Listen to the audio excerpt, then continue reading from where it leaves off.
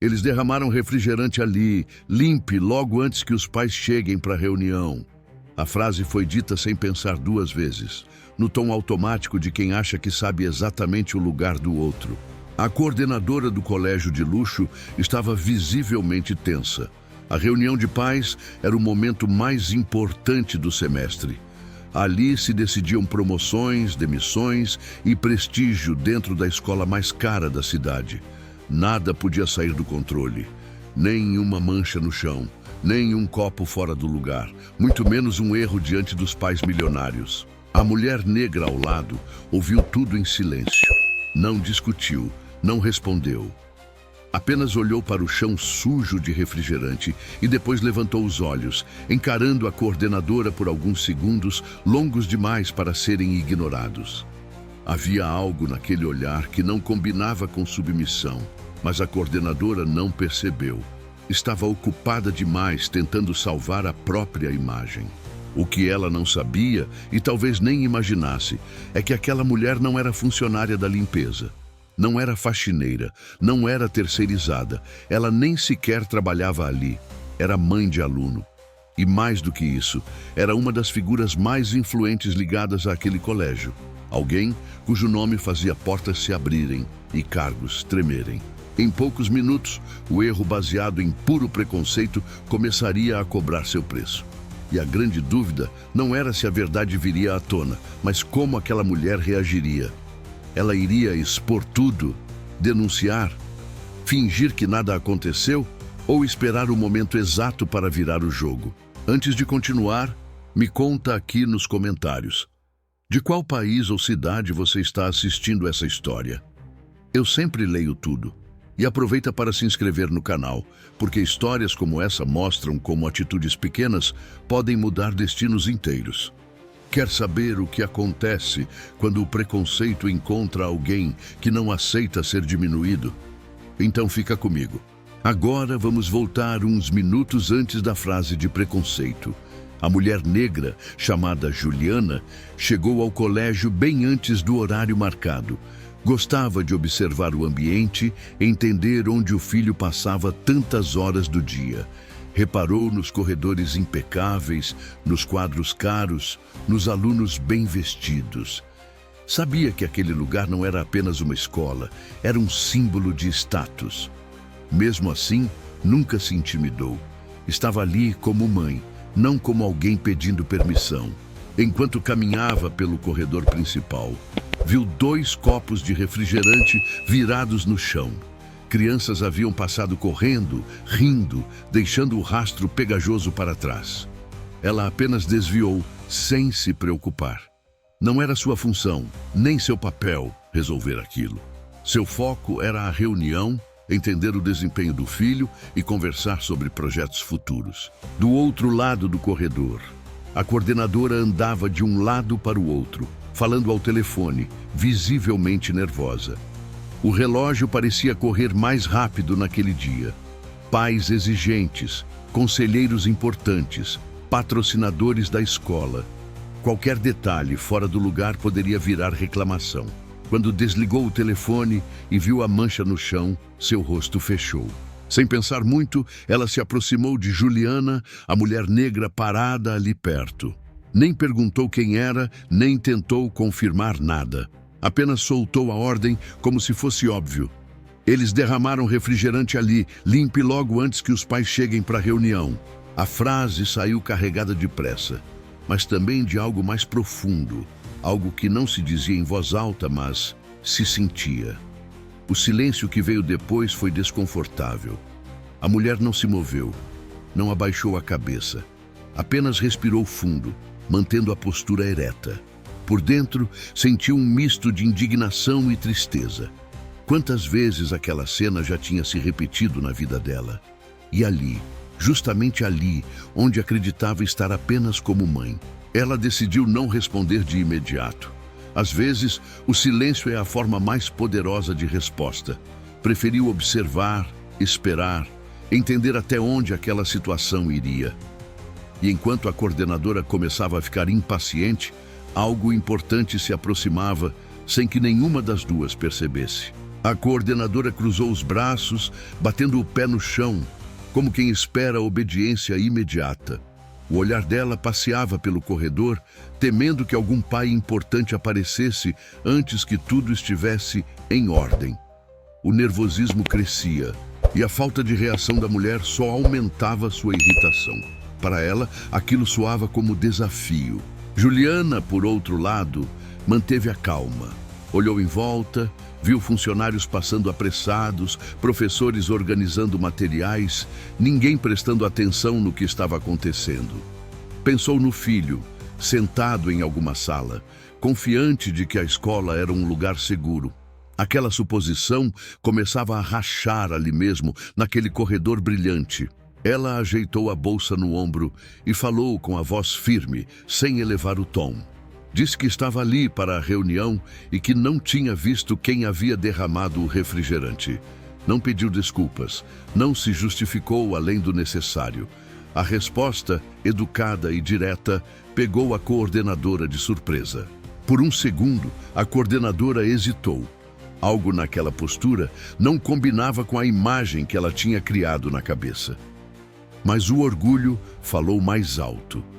Ela respondeu de forma atravessada, insinuando que todo mundo ali tinha tarefas a cumprir e que aquele não era o momento de discussão. O clima ficou ainda mais pesado. Algumas pessoas começaram a perceber a tensão. Um professor diminuiu o passo. Uma mãe cochichou com a outra. Juliana sentiu os olhares sobre si, como se estivesse sendo avaliada. Ainda assim, decidiu não se explicar mais. Preferiu guardar algo que a coordenadora desconhecia completamente. Na sua opinião, você teria reagido na hora ou esperaria o momento certo para falar? A coordenadora respirou fundo e fez um gesto impaciente com a mão, como se quisesse encerrar o assunto à força. Disse que não podia perder tempo, que aquela reunião era decisiva e que erros simples poderiam custar caro. O tom não era apenas autoritário, era carregado de desprezo, como se a presença da mulher ali fosse um incômodo. Juliana, a mulher negra, então caminhou alguns passos pelo corredor, observando os quadros nas paredes, as fotos de eventos luxuosos, os troféus que exaltavam a excelência da escola. Tudo parecia perfeito demais. Ela se perguntou quantas outras vezes pessoas como ela já tinham sido confundidas, silenciadas ou empurradas para cantos invisíveis naquele lugar. O silêncio que se seguiu foi desconfortável. A coordenadora começou a falar demais, justificando regras, citando protocolos, tentando reafirmar a autoridade. Quanto mais falava, mais evidente ficava seu medo de errar diante das pessoas certas. Era como se estivesse cavando um buraco sem perceber. Nesse momento, o barulho de passos ecoou no corredor. Um grupo de pais se aproximava, conversando animadamente. A coordenadora endireitou a postura na hora. Já Juliana manteve-se serena, olhando diretamente à frente. O encontro que viria a seguir mudaria o rumo daquela manhã. O que você acha que Juliana deveria fazer agora? Revelar quem é ou deixar que a situação se desenrole um pouco mais? Os pais começaram a se espalhar pelo corredor, alguns cumprimentando a coordenadora com sorrisos calculados, outros atentos ao celular. Um deles parou ao lado de Juliana e a reconheceu de imediato, abrindo um sorriso respeitoso. Perguntou se ela também estava ali para a reunião. O simples gesto foi suficiente para fazer a coordenadora engolir em seco, sentindo que algo estava fora do script que ela conhecia tão bem. Juliana respondeu com educação, dizendo que sim, que havia chegado mais cedo.